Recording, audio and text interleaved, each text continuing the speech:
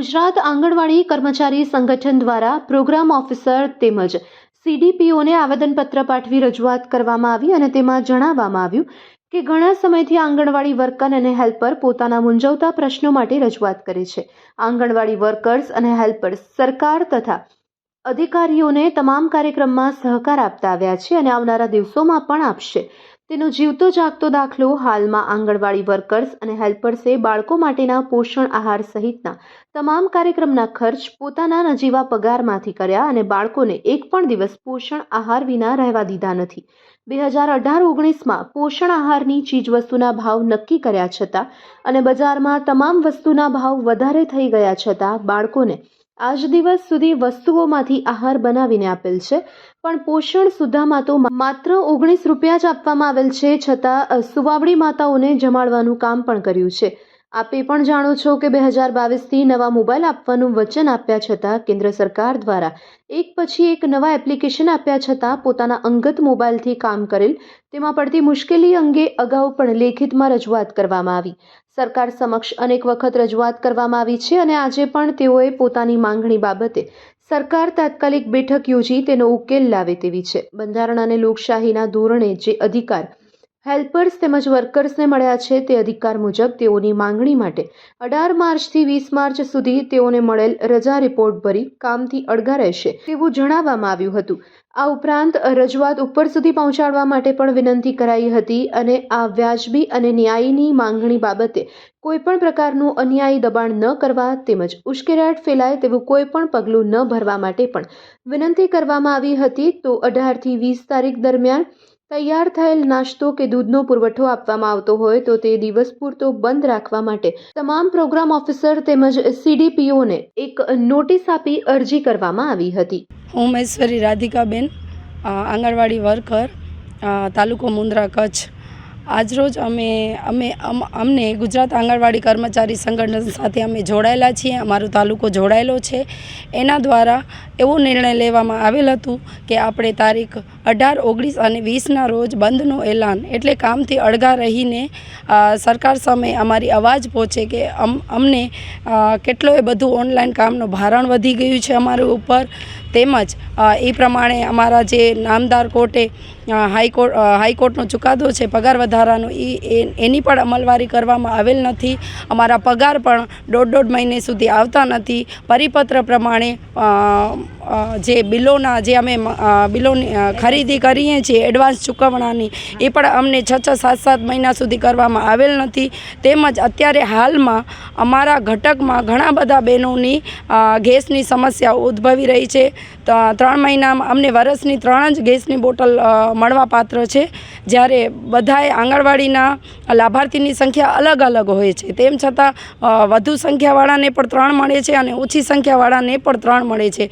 જ્યારે અમને આ ગેસની સમસ્યા પણ ઊભી રહી છે, હાલ ભારતમાં આખામાં ગેસના શોર્ટેજના લીધે અમને અત્યારે પણ આ સમસ્યા ઊભી થઈ છે। અમને અગાઉ પણ અમે 3-1 મહિના પહેલાં આ ગેસનું એક લેખિતમાં ઓફિસમાં અમે આપેલ છે કે અમને આ ગેસની સમસ્યા ઊભી થાય છે તો અમને વહેલી તકે ગેસ પણ પૂરું પાડવામાં આવે, કારણ કે સુપ્રીમ કોર્ટના આદેશ અનુસાર આંગણવાડીના તમામ બાળકોના જે 3 થી 6 વર્ષના લાભાર્થી બાળકો છે એમને 300 દિવસ પૂરક પોષણ આહારનો લાભ મળવાપાત્ર છે। તો આ ગેસની સમસ્યા ઉદ્ભવી રહી છે તો એના આધારે અમને ઘણા એવા બહેનોને બિચારા ચૂલા, કારણ કે બાળકો અને સેવાની નોકરી છે એ હિસાબે અમે બળતણનો ઉપયોગ કરી ચૂલા ઉપર પણ રસોઈ અમારા બહેનો કરી રહ્યા છે, પણ આમાં સરકારની જવાબદારી શું? અમને કેમ ગેસના બાટલા વહેલી તકે પૂરા પાડવામાં આવેલ નથી અને હાલે પણ આ સમસ્યા ઉદ્ભવી રહી છે તો અમે એનું પણ આજે અમારા ઘટક કચેરીએ લેખિતમાં આપશું।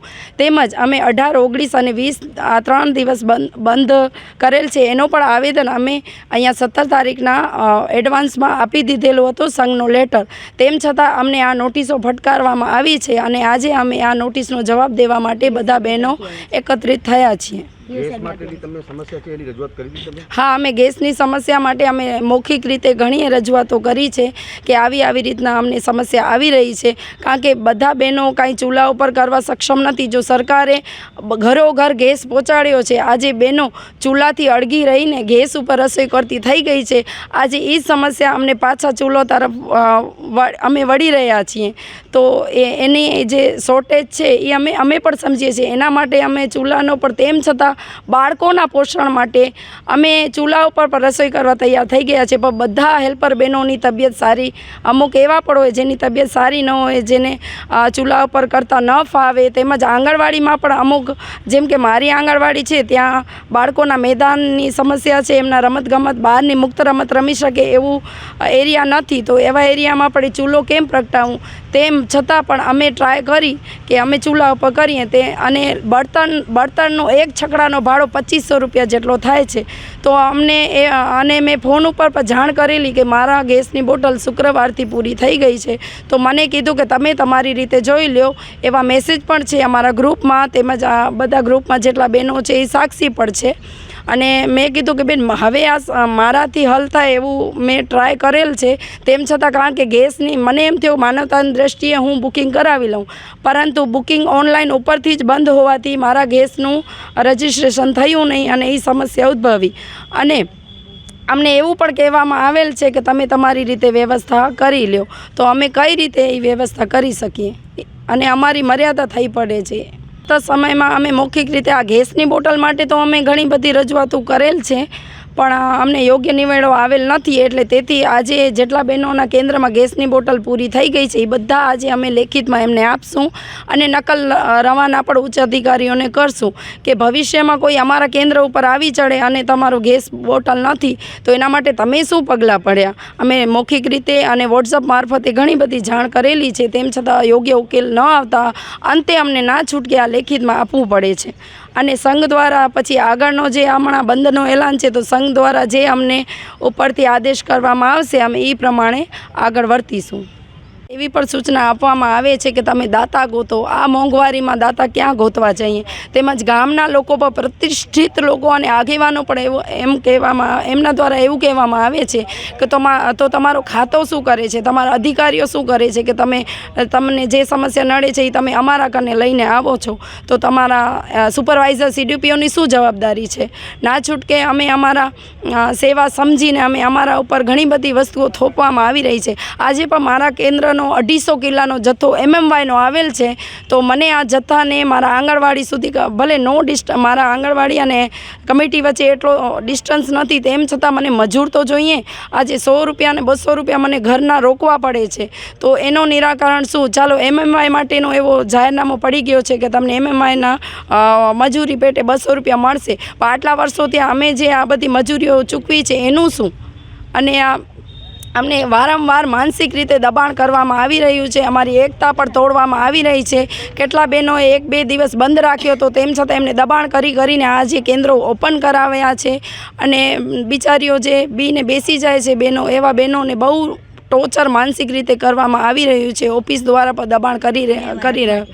અને અમે અમારા હક માટે લડી રહ્યા છીએ. સરકાર બધાયની માઈ બાપ છે, એ સરકાર સામે અમે અમારી અપીલ અને રજૂઆત કરી રહ્યા છીએ. અમને કોઈ ઓફિસ, કોઈ વ્યક્તિગત રીતે અમને કોઈથી કાંઈ એવી કહેવાય ને કે મુશ્કેલી કે કોઈ વિરોધમાં નથી અમે એમના, પણ અમારી અવાજ અમારા સંઘ દ્વારા આપણી સરકાર સમક્ષ પહોંચે.